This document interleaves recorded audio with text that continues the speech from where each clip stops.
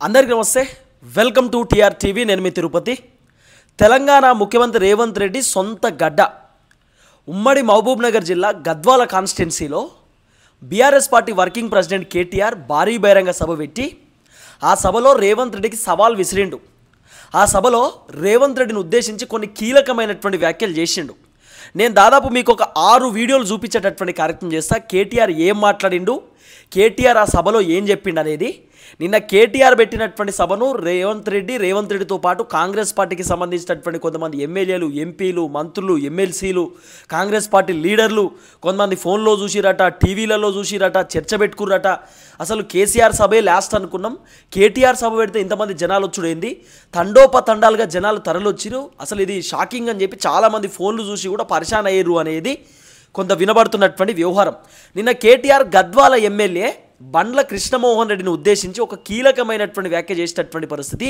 కేటీఆర్ గద్వాల ఎమ్మెల్యేని ఉద్దేశించి ఏం మాట్లాడిండో ఫస్ట్ ఈ వీడియో చూడండి ఆనాడు మీ ఎమ్మెల్యే కృష్ణమోహన్ రెడ్డి ఏం చెప్పినాడు అన్నా కాంగ్రెస్ పార్టీలో నేనెందుకు చేరతా నన్ను చేరమంటున్నారు అవసరమైతే రైలు కింద తలబెట్టి చచ్చిపోతా కానీ కాంగ్రెస్ లో చేరను అన్నాడు చెప్పినాడా లేదా అదే చౌరస్తా ఏం చౌరస్తా అది వైఎస్ఆర్ చౌరస్తానా వైఎస్ఆర్ చౌరస్తాలో మీటింగ్ పెడితే ఇగో ప్రవీణ్ అన్న సాక్షి నేను ఉంటే వెంకటరామన్న ఉండే అందరం ఉండే అన్నాడు ఆయన రైలు కింద తలబెట్టి చచ్చిపోతా రైలు పట్టాల మీద గాని కాంగ్రెస్ లో పోను అన్నాడు ఇవాళ ఏమంటున్నాడు అభివృద్ధి కోసం పార్టీలో పోయినట ఏం అభివృద్ధి కోసం ఎవరి అభివృద్ధి కోసం నియోజకవర్గ అభివృద్ధి కోసమా నీ సొంత అభివృద్ధి కోసం పోయినావా దేనికోసం పోయినావు ఏం అభివృద్ధి జరిగింది 22 నెలలలో గద్వాల తాలూకాలో ₹1 కొత్తగా మంజూరైందా కాంగ్రెస్ ప్రభుత్వం వచ్చినాక నేను అడుగుతా ఉన్నా చూసిరు కదా ఇది కేటీఆర్ మాట్లాడినటువంటి మాటలు అలాగే ఫస్ట్ టైం మన వీడియో చూస్తున్నటువంటి వాళ్ళు దయచేసి సబ్స్క్రైబ్ చేయండి షేర్ చేయండి పూర్తి స్థాయిలో లైక్ చేయండి మీరు సబ్స్క్రైబ్ చేసుకోవడం ద్వారా నాకు కొన్నంత ధైర్యం వస్తుంది నేను గట్టిగా వీడియోలు చేయగలుగుతా బలంగా ముందుకు పోగలుగుతా ఇక సబ్జెక్ట్లోకి వెళ్తే అసలు గద్వాల ఎమ్మెల్యే బండ్ల కృష్ణమోహన్ రెడ్డి నన్ను కాంగ్రెస్లో బొమ్మని చెప్తుర్రన్నా నేను కాంగ్రెస్లోకి పోను కాంగ్రెస్ తోటి నాకేం పని బీఆర్ఎస్లోనే ఉంటా బీఆర్ఎస్ఏ నా పార్టీ అని చెప్పి బండ్ల కృష్ణమోహన్ రెడ్డి చెప్పి సీన్ కట్ చేస్తే ఇదే బండ్ల కృష్ణమోహన్ రెడ్డి మళ్ళా కాంగ్రెస్లోకి పోయేటటువంటి కార్యక్రమం చేసిండు స్పీకర్ సార్ నోటీస్ ఇచ్చేసరికి ఎక్కడ పీకల మీదకి వస్తుందో మా పదవులు పోతాయేమో రేపటి రోజు ఎమ్మెల్యే పదవి పోతే గద్వాల జనం మళ్ళీ ఓడగొడతారేమో అనేటటువంటి బాధతోటి సేఫ్ జోన్లో ఉండడానికి ఇప్పుడు మళ్ళీ నేను బీఆర్ఎస్లో ఉన్నా బీఆర్ఎస్లోనే కంటిన్యూ అవుతున్నా అని చెప్పి డ్రామా ఆడేటటువంటి కార్యక్రమం చేస్తున్నాడు ఇప్పుడు బండ్ల కృష్ణమోహన్ రెడ్డి నిజంగానే బీఆర్ఎస్లోనే కంటిన్యూ అయితే నిన్న కేటీఆర్ పెట్టినటువంటి భారీ బహిరంగ సభకు బండ్ల కృష్ణమోహన్ రెడ్డి ఎందుకు అటెండ్ కాలేదు ఎందుకు పోలేదు పోకపోవడానికి గల కారణం ఏంటి కేటీఆర్ ఏమైనా వద్దంటాడా నిజంగా బీఆర్ఎస్లో బండ్ల కృష్ణమోహన్ రెడ్డి ఉంటే కేవలం సేఫ్ జోన్లో ఉండడానికి ఆయన ఆడుతున్నటువంటి డ్రామా ఇది కేటీఆర్ కూడా అర్థమైంది కేటీఆర్ అందుకే బండ్ల కృష్ణమోహన్ రెడ్డిని ఉద్దేశించి మాట్లాడే కార్యక్రమం చేసిండు నిన్న గద్వాలకు పోతే జనాలు తండోపతండాలుగా వచ్చిరు కేటీఆర్ సభకు కేటీఆర్ కూడా ఎక్స్పెక్ట్ చేయలేదట అసలు ఈ కాన్స్టిట్యున్సీలో మన ఎమ్మెల్యే లేడు మన పార్టీ లీడరే లేడు ఉన్న లీడరే కాంగ్రెస్లోకి పోయిండు అయినా సరే ఇంతమంది జనాలు వచ్చుడైందని చెప్పి కేటీఆరే షాక్ అయిందట తర్వాత కేటీఆర్ రేవంత్ రెడ్డికి ఒక సవాల్ విసిరిండు రేవంత్ రెడ్డి స్టైల్లో మాట్లాడిండు రేవంత్ రెడ్డి స్లాంగ్లో మాట్లాడిండు నీకు దమ్ముంటే మొగాడివైతే బీఆర్ఎస్ పార్టీ నుండి కాంగ్రెస్ పార్టీలోకి వచ్చినటువంటి 10 మంది ఎమ్మెల్యేలతోటి రాజీనామా చేపి మళ్ళీ ఉప ఎన్నికలు పెట్టుకుందాం ఉప ఎన్నికల్లో మీరు గెలుస్తారో మేము గెలుస్తామో చూద్దాం నీకు ఆ దమ్ముందా గద్వాల ఎమ్మెల్యేని కూడా రాజీనామా చేయించి చూద్దాము నువ్వు గెలుస్తావు నేను గెలుస్తున్నావు అని చెప్పి కేటీఆర్ ఒక సవాల్ విసిరిండు ఒకసారి ఆ వీడియో చూడండి నేను అడుగుతా ఉన్నా రేవంత్ రెడ్డి గారు 2 ఏళ్లలో నీ పార్టీ నీ ప్రభుత్వం ఏదో పొడిసింది అని నువ్వు అనుకుంటే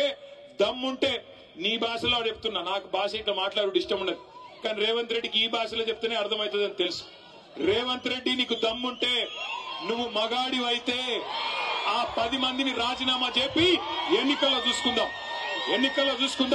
ఎవరి సత్తా ఏందో ఎవరి ప్రభుత్వ పనితీరేందో 10 ఏళ్ల కేసీఆర్ పనితీరేందో 2 ఏళ్ల కాంగ్రెస్ ప్రభుత్వ పనితీరేందో ప్రజలే నిర్ణయం చేస్తారు ఉమ్మడి మహబూబ్ నగర్ జిల్లాలో ఒకటే ఒక్క ఎమ్మెల్యే మా పార్టీ నుంచి నీ పార్టీలోకి వచ్చినాడు గద్వాలలో ఇక్కడనే గద్వాల తేరు మైదానం నుంచి నేను సవాల్ చేస్తా ఉన్నా రాజీనామా చేయి ఎలక్షన్ కు రా ఎవరేందో ఎవరి సత్తా ఏందో గద్వాల తాలూకా ప్రజలు నిర్ణయిస్తారని చెప్తా ఉన్నా చూసిరు కదా ఇది కేటీఆర్ మాట్లాడినటువంటి మాట రేవంత్ రెడ్డిని ఉద్దేశిస్తూ సవాల్ విసిరిండు ఇక రేవంత్ అన్న మన సవాల్ స్వీకరిస్తాడో లేదో తెలియదు. ఆల్రెడీ 10 మంది ఎమ్మెల్యేలు రేవంత్ అన్నని కలవనీకపోతే రేవంత్ అనే ఒక డ్రామా అల్లిచ్చిండని స్పీకర్ సార్ పంపించినటువంటి నోటీసుల పైన మేము బీఆర్ఎస్లోనే ఉన్నాం, బీఆర్ఎస్లోనే కంటిన్యూ అవుతున్నాం అని చెప్పి మీరు చెప్పండి అని రేవంత్ రెడ్డి ఎమ్మెల్యేలతో చెప్పించిండని చెప్పి కొంత వినబడుతున్నటువంటి వ్యవహారం. తర్వాత కేటీఆర్ రేవంత్ రెడ్డిని ఉద్దేశించి ఇంకో కీలకమైనటువంటి వ్యాఖ్య చేసిండు. ఇంకో మాట కూడా ఇప్పుడు సోషల్ మీడియాలో గట్టిగా వైరల్ అవుతూ ఉంది. రేవంత్ రెడ్డిని ఉద్దేశించి అసలు ఎమ్మెల్యేలను మేము తీసుకోము, అసలు గా పార్టీ వాళ్ళు ఈ పార్టీలకు ఎట్లొస్తారు, ఈ పిట్ట ఇంకో షెట్టు మీద వాలొద్దు, అక్కడి నుండి ఇక్కడికి రానియమని చెప్పి రేవంత్ రెడ్డి గతంలో ప్రతిపక్షంలో ఉన్నప్పుడు పీసీసీ అధ్యక్షుడిగా ఉన్నప్పుడు రకరకాలుగా మాట్లాడేటటువంటి కార్యక్రమం చేసిండు. ఏది మా కాంగ్రెస్లోకి వెళ్ళి కొంతమంది ఎమ్మెల్యేలు బీఆర్ఎస్ అధికారంలో ఉన్నప్పుడు బీఆర్ఎస్లోకి పోయిర్రు, అట్లా బీఆర్ఎస్ నుండి కాంగ్రెస్లోకి రావద్దు రానియమని చెప్పి రేవంత్ రెడ్డి మాట్లాడిండు. రేవంత్ రెడ్డి మాట్లాడినటువంటి మాటలను కేటీఆర్ గుర్తు చేసినటువంటి కార్యక్రమం చేసిండు. ఒకసారి ఈ వీడియో కూడా చూడండి. ముఖ్యమంత్రి రేవంత్ రెడ్డి గారిని అడుగుతా ఉన్నా, మీకు ఏమన్నా కొద్దిగా రేషం ఉందా, పౌరుషం ఉందా అని అడుగుతా ఉన్నా. మీరే కదా నాడు ఎమ్మెల్యేలు పార్టీ మారినారు కాంగ్రెస్ వాళ్ళని చెప్పి మీరే కదా మాట్లాడింది. ఎమ్మెల్యేలు పార్టీ మారిన వాళ్ళని రాళ్లతోని కొట్టి చంపమని అన్నాడు. మరి వీళ్ళు ఎవరు చంపాలి రాళ్ళని, ఎవరిని కొట్టాలా ఈరోజు? మీరే కదా అన్నారు అన్నాడు. ఆ ఇంటి మీద వాళ్ళని కాకి ఈ ఇంటి మీద వాళ్ళద్దన్నారు. మరి 10 మంది కాకుల్ని ఎందుకు తెచ్చుకున్నావు నేను అడుగుతా ఉన్నా.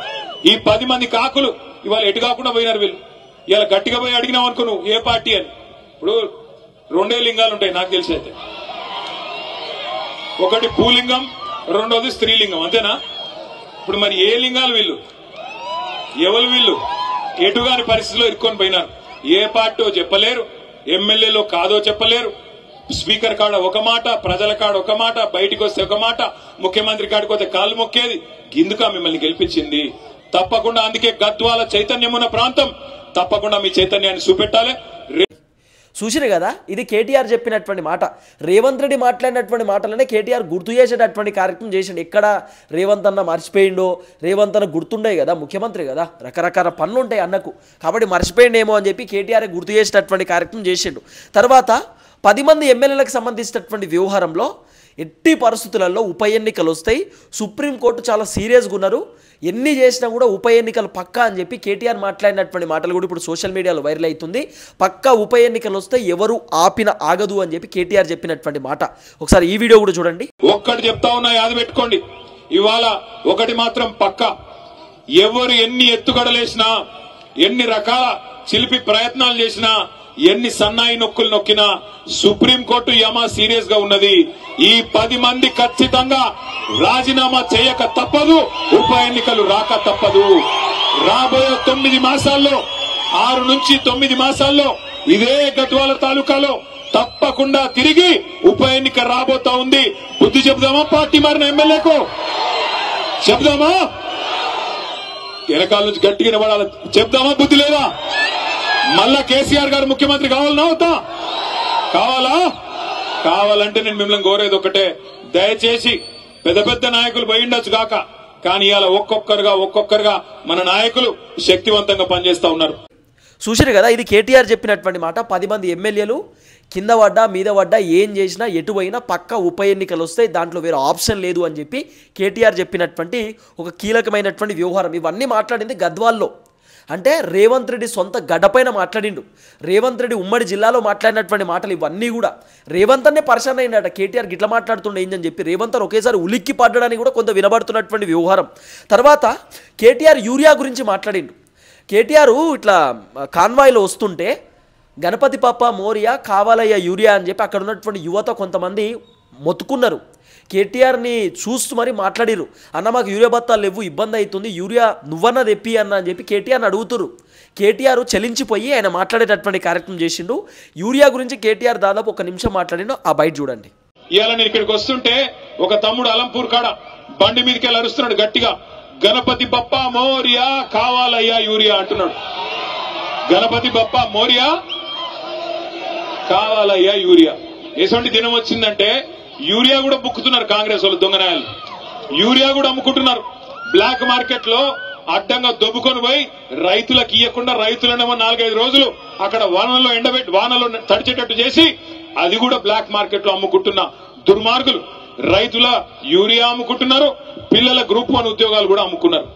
గ్రూప్ 1 లో కుంభకోణం జరిగిందని, గ్రూప్ 1 పరీక్షల్లో 563 ఉద్యోగాలుంటే వాటిని కూడా అమ్ముకున్నారని చెప్పి మన ఆర్ఎస్ ప్రవీణ్ కుమార్ గారు పోతే పిల్లల దగ్గరికి వాళ్ళు చెప్తా ఉన్నారు.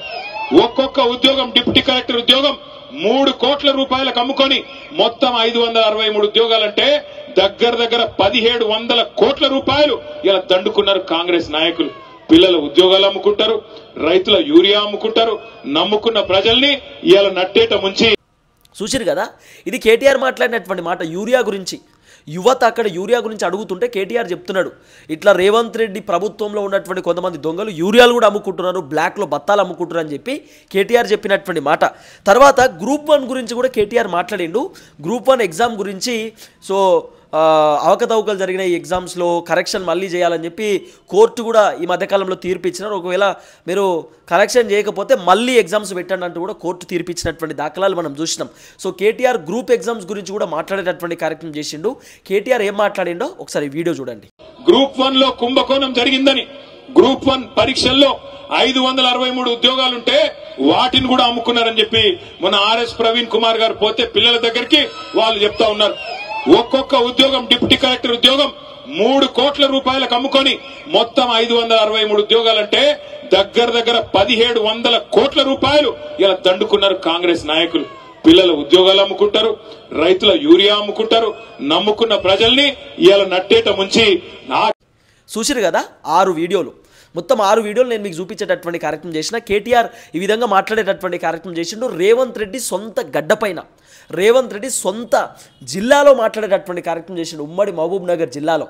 ఇక నిన్న గద్వాల్ ఎమ్మెల్యే మొత్తం ఫోన్లో చూసి పరిశాన్ అయిందట. కేటీఆర్ నన్ను ఏమంటాడో, ఎక్కడ తిడతాడో, ఎక్కడ నన్ను ఇబ్బంది పెడతాడో అని చెప్పి గద్వాల్ ఎమ్మెల్యే బాధ గద్వాల్ ఎమ్మెల్యేకు, ప్రభుత్వం బాధ ప్రభుత్వానికి, రేవంత్ రెడ్డి బాధ రేవంత్ రెడ్డికి. ఇంటెలిజెన్స్ని పెట్టి కేటీఆర్ ఏం మాట్లాడుతుండు, ఏం చేస్తుండు, ఎంతమంది జనాలు వచ్చిరు, డబ్బులు ఇచ్చిరా, ఏం చేసిరని చెప్పి మొత్తం ఫోటోలట, వీడియోలట, అక్కడ మొత్తం ఇంటెలిజెన్స్ తోటి మొత్తం రిపోర్ట్ తెప్పించుకుంటున్నట రేవంత్ అన్న. మొత్తం అదే పనిలో ఉన్నాడు. ఇక కేటీఆర్ సభ జరుగుతుంటే రేవంత్ రెడ్డి వేరే పనే లేదు, కేటీఆర్ పైనే పడ్డాడు. మొత్తం కేటీఆర్ ఏం చేస్తుండే ఏందనేది మొత్తం రిపోర్ట్ తెప్పించే కార్యక్రమం చేసిండు. ఇప్పుడు కేటీఆర్ విసిరినటువంటి సవాల్కి రేవంత్ రెడ్డి రెడీగా ఉంటాడా? కేటీఆర్ సవాల్ని రేవంత్ రెడ్డి స్వీకరిస్తాడా? ఇది పెద్ద క్వశ్చన్ మార్క్. 10 మంది ఎమ్మెల్యేలు రాజీనామా చెప్పి మేము రెడీగా ఉన్నాం, మేము పోటీ చేస్తాం, నువ్వు గెలుస్తావు నేను గెలుస్తున్నావు చూద్దాం, నీ ప్రభుత్వం గొప్పదో నా ప్రభుత్వం గొప్పదో అనేది ప్రజలే తెలుస్తారు.